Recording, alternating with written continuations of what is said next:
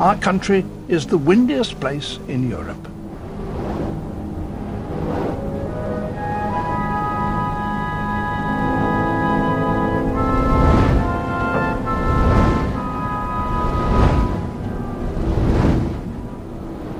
It's impossible to comprehend the sheer size of these towers unless you get really close to them as I am now. There's nothing to give you scale, but they are immense.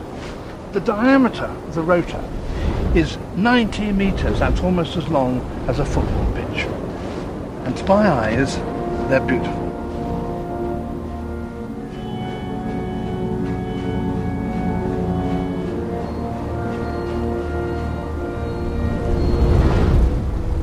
What's best about them is that once running, they don't give off carbon dioxide.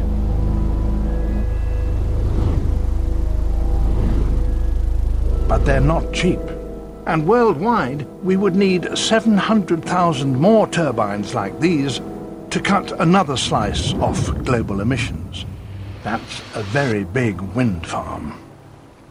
Of course, wind farms are only one of a number of potential sources of new energy. And it's quite clear that if we're really going to tackle climate change, we have to think even bigger.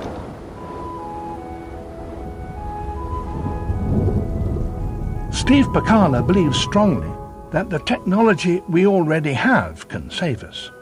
He's on his way to visit one of the newest techniques, and they don't get much bigger than this.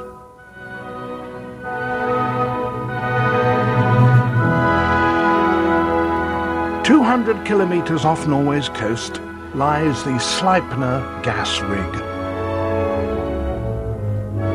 This is one of the largest objects ever lifted by people, and it's sitting here on the sea floor for the sole purpose of keeping harm out of the atmosphere. The people who extract fossil fuels like oil and gas have now come up with a way to put carbon dioxide back underground. Already, every year, 1 million tons of carbon dioxide are being pumped down into the rocks hundreds of meters below the seabed. The Norwegians have estimated that we could store all of Europe's carbon dioxide emissions for the next few hundred years in this way. But we would need several thousand of these rigs around the world to get another slice closer to the solution. This isn't a magic bullet. This is maybe 15% of the solution for the next generation or so.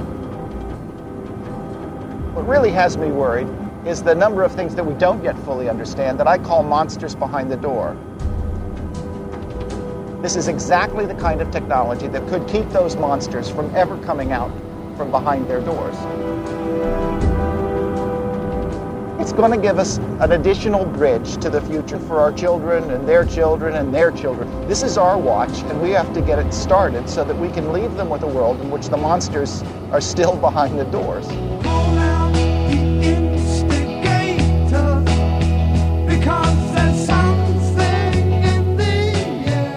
Already, change is in the air, and people all over the world are waking up to the urgent need to deal with global warming.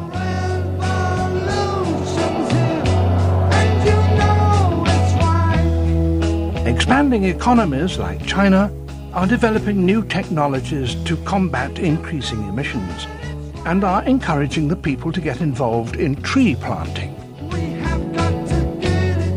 The task ahead of us is vast, but we can all make a difference at every level, even the smallest.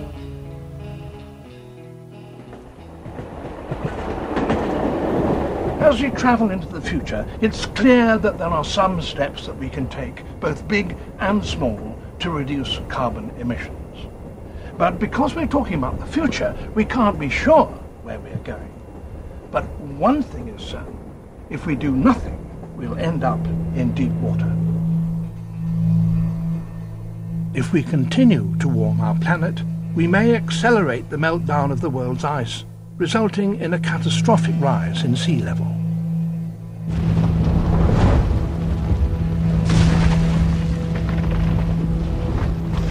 Recent satellite evidence has revealed that not only is the Greenland ice cap melting, it's doing so twice as fast as previously thought. Scientists now fear that we are approaching the tipping point, where the complete meltdown of Greenland's ice is inevitable.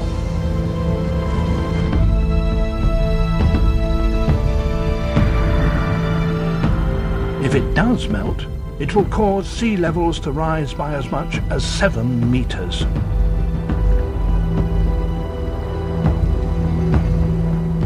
This may take centuries, but it should surely concern us all that our actions today could condemn the future world to disaster.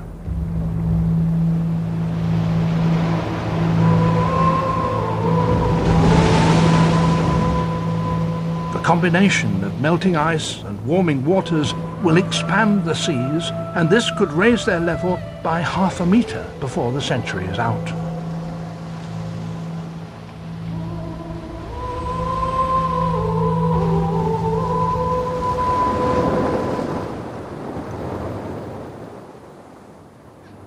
When you remember that half of humanity inhabits the coastal zones around the world, sea level rise is a frightening prospect. The islands of the United Kingdom are not immune. If the Greenland ice cap melts, the sea will flood much of the southeast, including central London.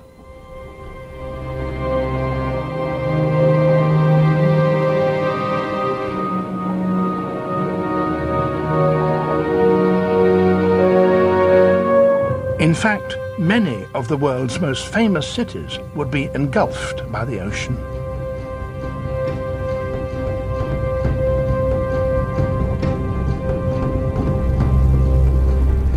It would take far less to drown much of Florida. With just a 5-meter rise, much of the state would be submerged, and the city of Miami would be 50 miles offshore. The same rise would wipe half of Bangladesh, home to 120 million people, almost entirely off the map. Millions of people would be displaced.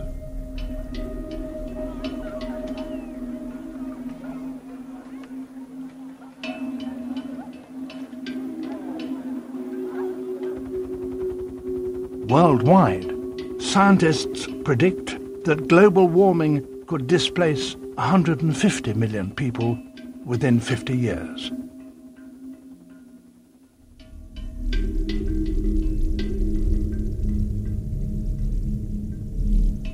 In the past, we didn't understand the effect of our actions. Unknowingly, we sowed the wind, and now, literally, we are reaping the whirlwind. But we no longer have that excuse. Now we do recognize the consequences of our behavior.